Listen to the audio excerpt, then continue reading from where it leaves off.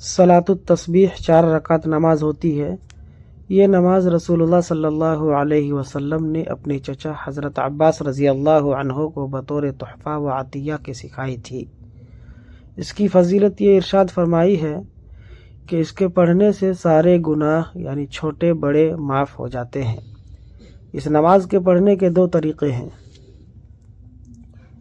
एक तरीक़ा ये है कि 4 रकात सलातुत तस्बीह की नियत बांधकर पहली रकात में खड़े होकर सना, तावुज़, तस्मिया, सूरह फातिहा और कोई सूरत पढ़ने के बाद रुकू में जाने से पहले 15 मरतबा ये तस्बीह पढ़ें। सुबहान अल्लाहि वल्हम्दुलिल्लाहि वला इलाहा इल्लल्लाहु वल्लाहु अकबर। फिर रुकू में सुबहान रब्बियल अज़ीम के बाद 10 मरतबा तस्बीह पढ़ें। फिर कौमा में समी अल्लाहु लिमन हमीदा रब्बना लकल हम्द के बाद 10 मरतबा तस्बीह पढ़ें। फिर पहले सजदा में सुबहान रब्बियल आला के बाद 10 मरतबा पढ़ें। फिर पहले सजदा से उठकर जलसा में 10 मरतबा, फिर दूसरे सजदा में सुबहान रब्बियल आला के बाद 10 मरतबा तस्बीह पढ़ें।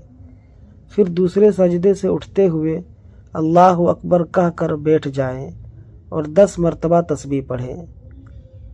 फिर बग़ैर अल्लाहु अकबर कहे दूसरी रकात के लिए खड़े हो जाएं। फिर इसी तरह दूसरी, तीसरी और चौथी रकात मुकम्मल करें।